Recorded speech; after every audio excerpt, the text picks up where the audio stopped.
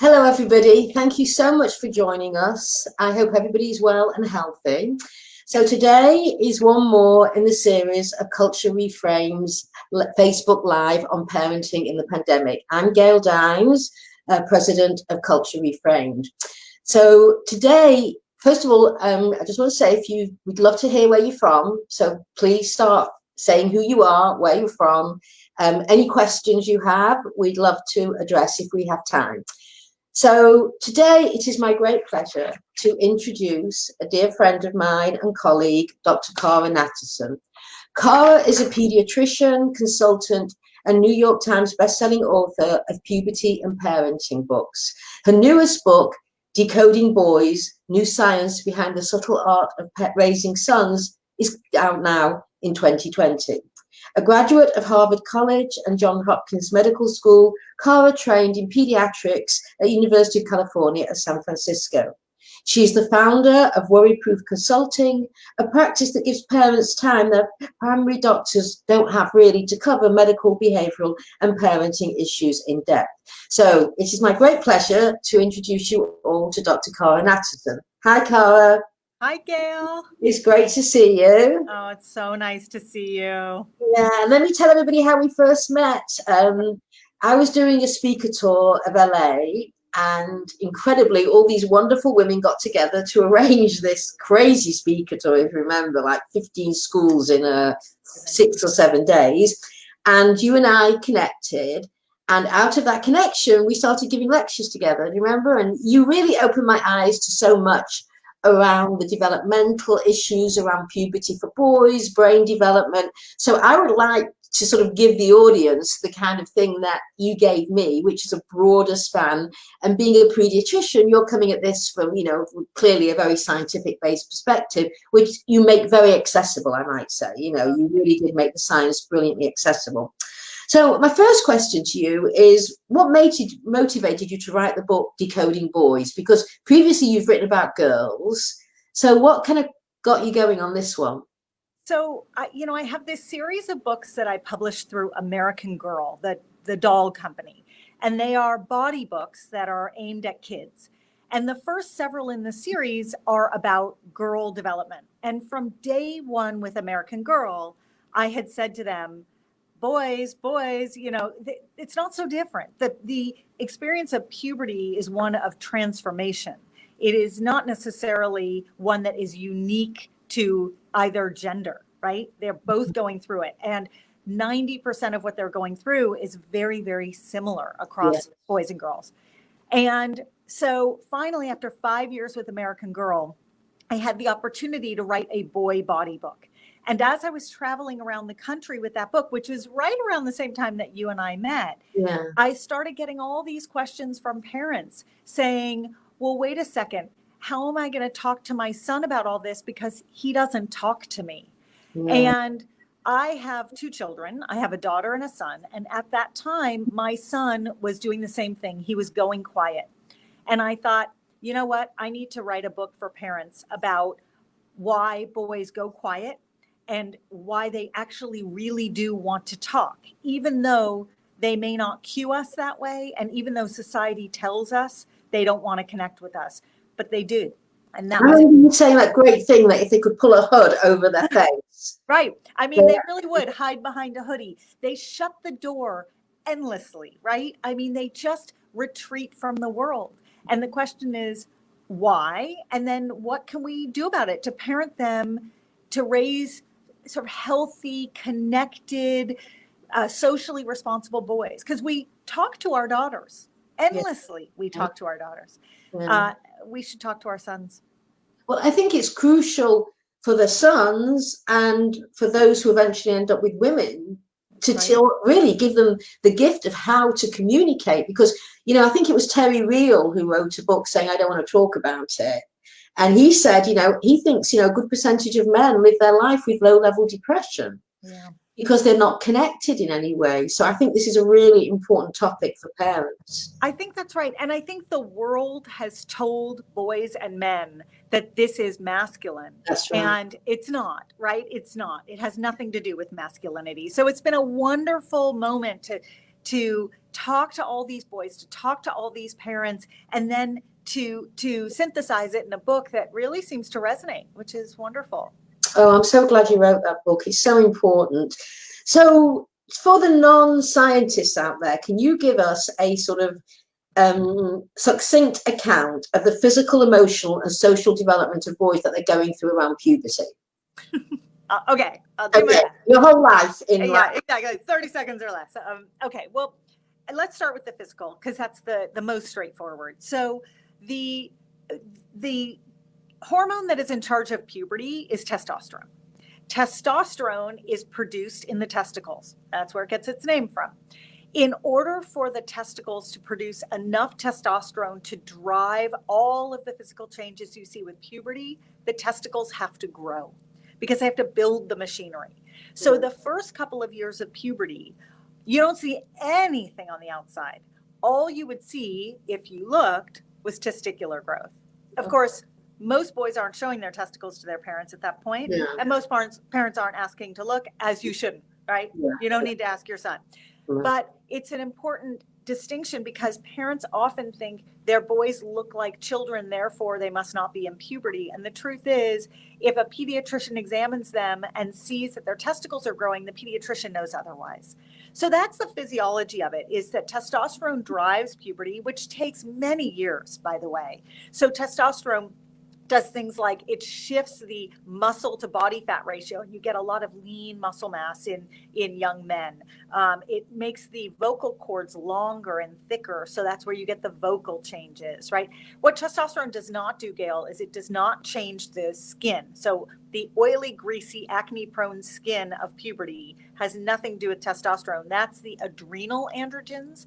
And even though those travel around the same time as puberty, they're independent. So a boy with acne is not necessarily a boy in puberty. The same is true of hair.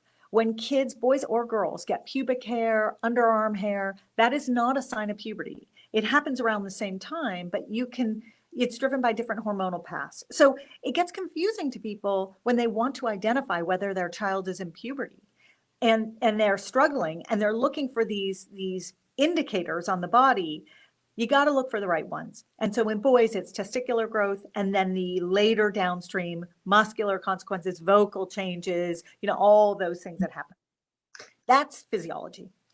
The emotional shifts occur because testosterone does not just circulate from the neck down, right?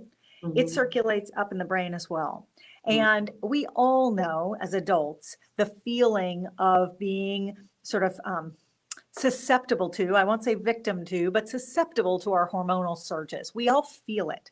Well, our kids feel it too when they enter puberty, but they don't know what they're feeling. This is novel to them. So testosterone, we know, is associated with anger and rage. There's been a ton of data collected about that. I am convinced that testosterone is also connected with quiet. And there's been no data on that. But it is so universal for boys to get quiet when they enter puberty that I'm just sitting here waiting with bated breath for someone to do that study, because I think that there's going to be a real connection there. The last is the social piece. And this is as important as the physical and the emotional, because the world has told boys that being quiet and retreating and keeping your feelings to yourself is not just okay, it is what is expected during puberty.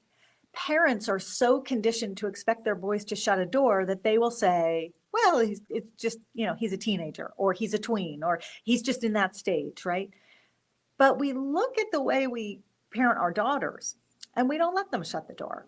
We fear for their safety. We think they need to talk to us about everything. We understand the power of words for girls. Why do we not treat our boys that same way? So a lot of the socialization of young men, boys and young men, comes from within the home. And it's not that parents are intending to do this. It's just what they've been taught to anticipate. And fathers are the first ones to say, well, yeah, that's how my puberty was. So I turned out fine. Why shouldn't I parent this way? And when you give them permission not to, they're very grateful. You know, as I was reading that chapter in your book on testosterone, I was thinking about the way in which we've shifted in our thinking, where we used to have the nature-nurture debate, and now there's no debate. We know the two are so intertwined that you can't separate the two.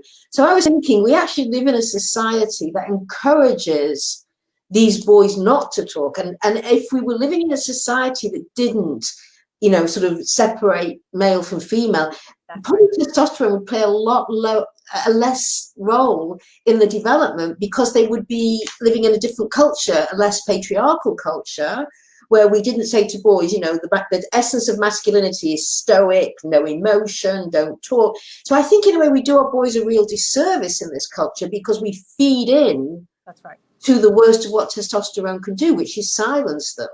That's right. And you know, there's a really good argument to go look at non-patriarchal societies and say, what happens in puberty for these boys? And that's really where the study has to happen, right? Yeah. Do they get quiet, or are they taught that the power of language and emotional expression is so strong and so valued that there's no reason to withdraw? I'll also say, Gail, this whole pandemic moment has been so fascinating because, you know, I launched the book in February and I was on the road for about 6 weeks, and then everything got shut down.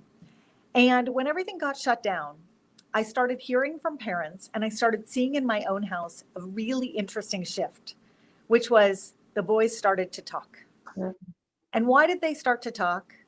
Because they had no one to talk to. Yeah. Right? They have screens, but they don't feel fulfilled by those interactions. And so if you've got a living, breathing human who happens to be your parent or your sibling, and you can open your door and come out and actually have a conversation with them, that fills a need as well. And so a lot of parents have told me that one of the biggest benefits of pandemic, not to minimize the terrible pieces of this pandemic, but one of the biggest benefits has been that their son has actually emerged, which makes me think that that cultural piece is a huge, huge driver. You know, I don't know if you're familiar with Dorothy Dirstein's work. It's quite old now, but she did make some really good arguments in her book about how in our culture, because everything that's classed as female is kind of hated and degraded, boys, by virtue of taking an identity as male and not wanting anything to do with anything that's classed as feminine, they actually separate from their mothers before they're ready to, and that psychically wounds them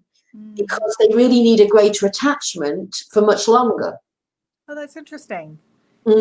That's interesting. I mean, I do think that the attachment piece of all of this certainly factors in. And if you look at boys who live in different types of family structures, or boys who are victims of trauma, of course, their emotional development goes down a very different trajectory.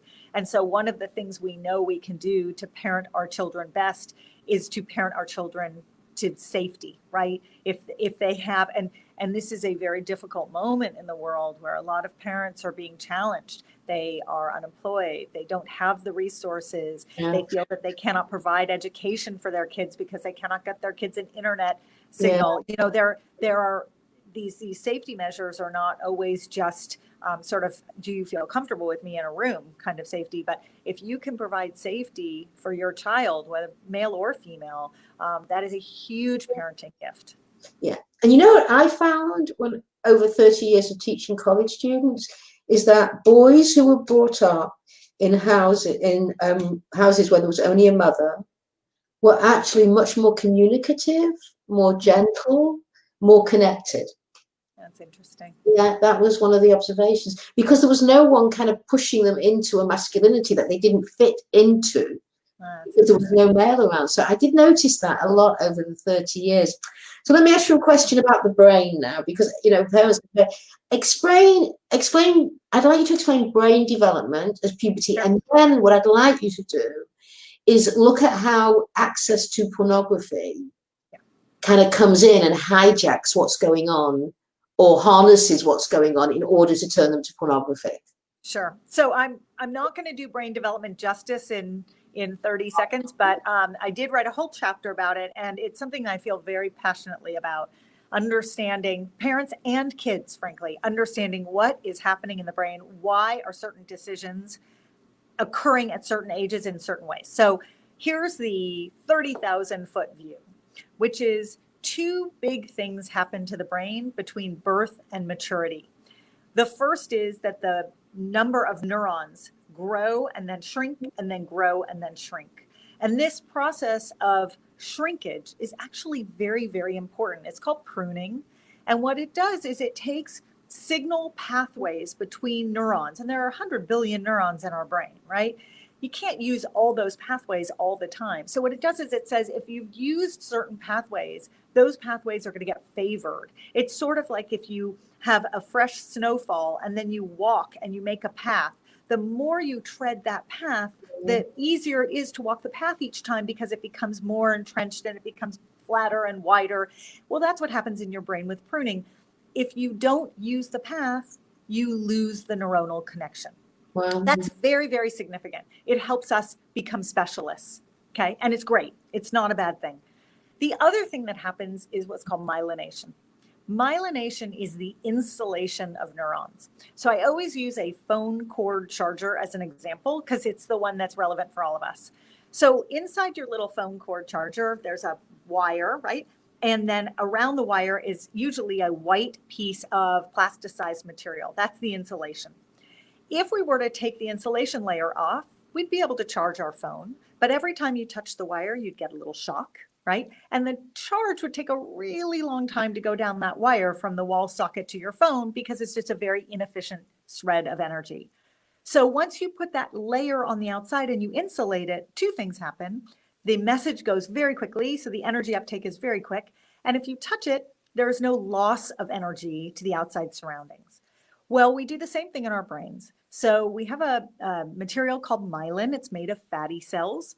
And myelin coats each and every neuron in our brain slowly over time. And it has a very preset path from the bottom to the top and from the inside out.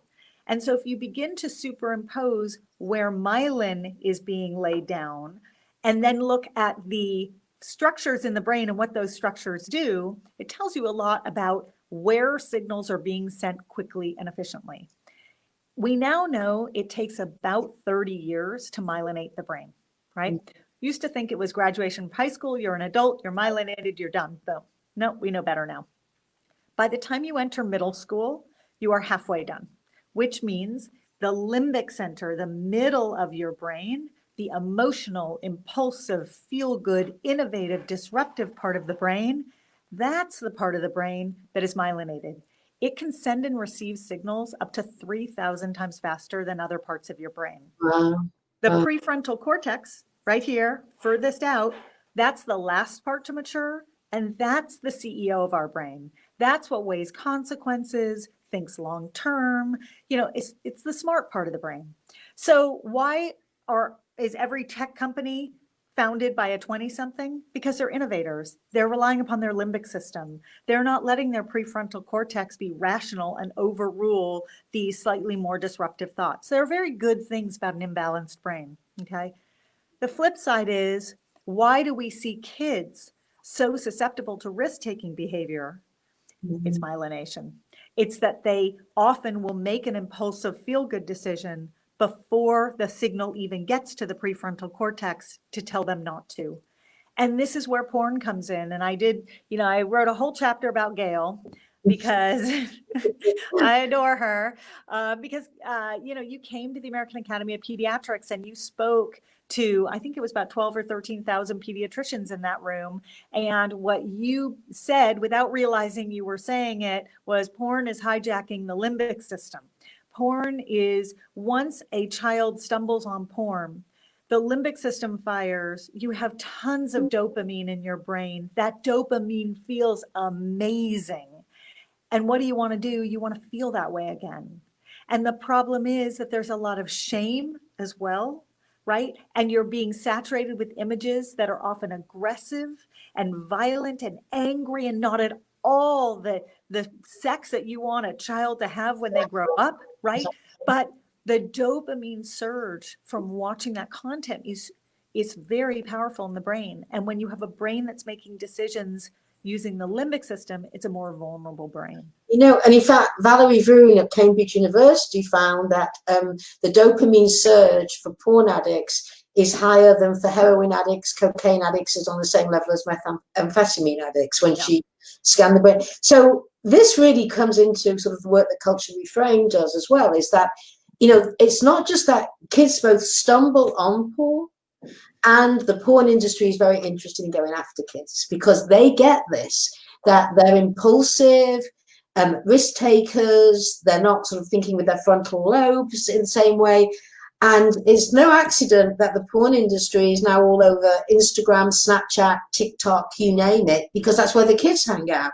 And so, you know, the devastating impact of taking a 12, 13-year-old who's beginning to develop their sexual template and, you know, sort of throwing them into a world, catapulting them into a world of violent sex, which is what mainstream porn is.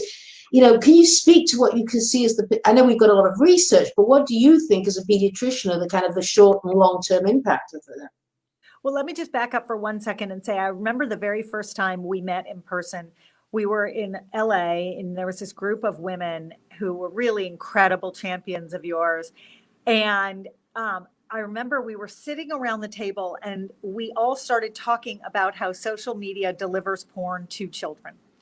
And there was a moment where everyone sort of knew it, but no one really understood the magnitude of it.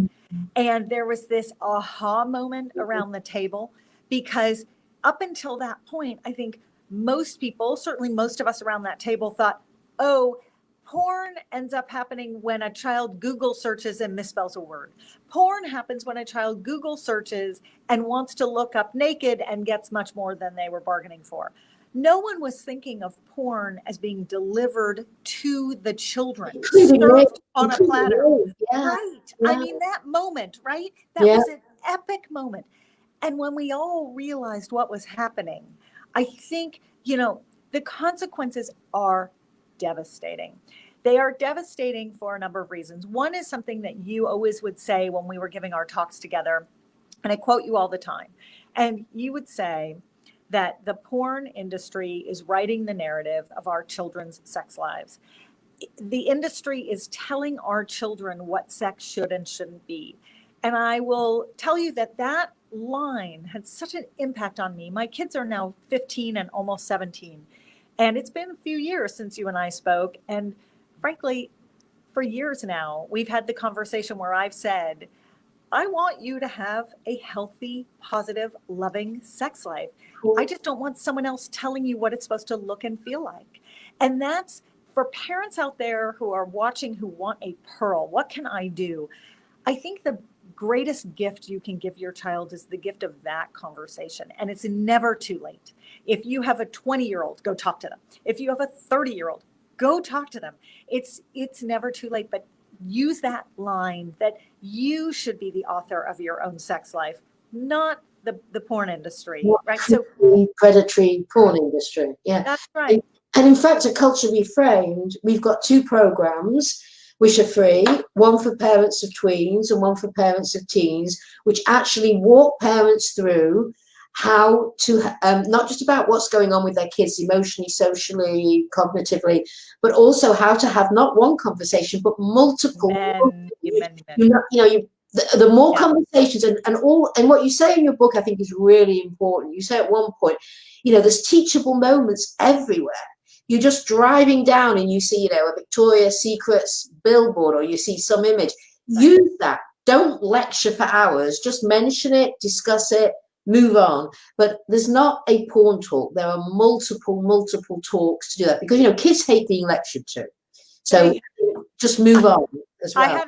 I'll share a funny moment. Yesterday, I was watching this show. It's actually a really interesting show called Normal People. I don't know if you've seen it, but the male protagonist of the show is a high school senior who uses all the right language with consent. He is a kind, thoughtful young man, and the scenes where he is getting consent are scenes that I think every child should actually see. It's really incredible. And I watched this scene And then I turned off the TV and I went into my son's room, and, he's barely 15 years old and he's a young 15. And I said, okay, do you know how to get consent properly?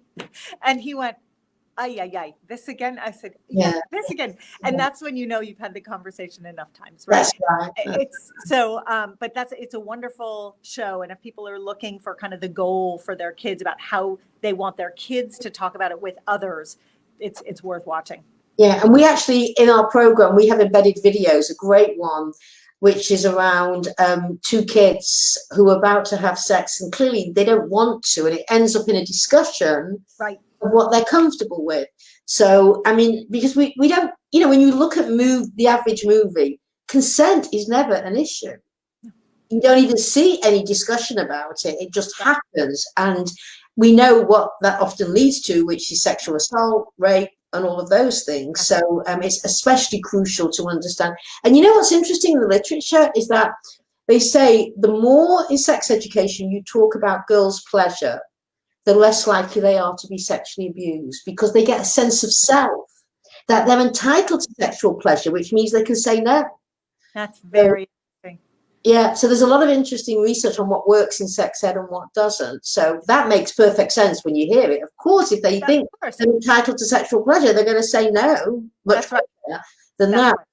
So to end, and it's interesting because we're ending where you start your book, which is tips for conversations. So I want to say we've got plenty on our Culture Reframe website, but I would love for you to say what would be your key tips to parents to have these difficult conversations around pornography. If you had to give them, the 3 to 5 most important tips, what would they be? So tip number 1, you've already said, which is this is not one conversation. It's dozens and dozens of conversations in lots of different settings over many, many years. Tip number 2 is if you haven't started yet, you're fine. Just start, right? And the flip side of that is if you're wondering if it's too early to start putting your toe in the water. Okay, if you have a 4-year-old, you don't need to talk about pornography, but you can talk about consent. You can talk about consent in non-sexual ways, and that's actually a really great frame for the conversation going forward. Yes. Absolutely. So that's a huge one. Tip number 3, I'm big on anatomical terms. There's nothing dirty or bad about them, and it really clarifies conversation. So rather than being afraid of talking about anatomy, use anatomy to guide your conversation. Which brings me to tip 4, which is if someone doesn't know something, look it up, right? Maybe you don't know the question your child is asking, or your child doesn't understand the word you're using. You have lots of resources online to look it up. And there are people in your lives that you can go to, your pediatrician, a school counselor, someone who happens to be a gifted communicator. Go to those people and ask them for help. How do you word this with your kid? And tell your child, I don't know. Our kids are being raised in a very different time than we were raised. Pornography is nothing like it used to be. That is the very beginning of what I learned from you, which is the transformation of this landscape has been so tremendous. And sometimes we parent thinking, I went through it. I know what this is like. I'm just going to take my frame of reference. But I'd say that my final tip is remember that they're growing up in a very, very different world. And even the advice you give them today is going to shift in another year or 2 years or 3 years because this landscape is ever changing.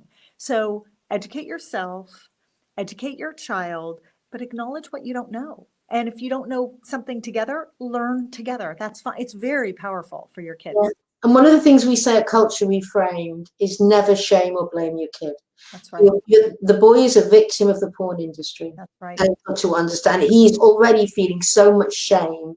And so one of the things we've gone out of our way to do is to help parents figure out ways of talking that are not shaming and blaming. Because believe me, your kid would rather be anywhere else in the world than looking across from you and having a conversation about pornography. That's right. And it's as simple as starting a conversation with, you're not in trouble. I understand that this finds you online. I am not mad at you. And if you set up the conversation that way, they may not believe you. You may have a ways to go to get the work done for them to believe you. But if you say it enough times, they will believe you. And I'll end with this, Gail. We're talking a lot about boys, but girls, everything I've said about boys applies to girls because eyeballs are eyeballs, and computers are computers, and phones are phones. And this content is being peddled to all of our children. Yeah, we're going to address that next in one of our next series about girls. And I'm seeing that people are saying that they're really finding these parent tips helpful. So again, I just want to say, if people go onto our programs, at the end of our programs, we have scripted out conversations. They're so good. Yeah, and you know how it got scripted out? It was when I was in LA. And I was giving lectures to all these parents, and we were about to go live with the tween program. And I said, at the end of the program, there's actually pull-up points on how to have these conversations that we've brought in a parent expert. And all the parents jumped out of their seat and said, don't bullet, script them out. Tell us what to say. It's LA. Word. No, they wanted exactly word for word. So obviously we don't expect people to use word for word, but we've got, 12 conversations on each about sexting, about pornography, about consent, because parents are so left alone to navigate this, as their children are. So they need help. And I think your book is a fantastic resource. We're going to link to it on our website and everything. I think actually it's already there. And all the work that you do, Cara, is so important and so great for helping parents. So I really do thank you for being in this. And it's wonderful to see you. And hopefully next time you'll be in person in our favorite restaurants. That I would love it. Gail, thank you for having me. We miss you in LA. Yeah, I miss LA. I miss everyone there. So say hi to everybody for me. Will do. Okay, take care, and thank you so much, Cara. Bye, Gail. Bye. Take care.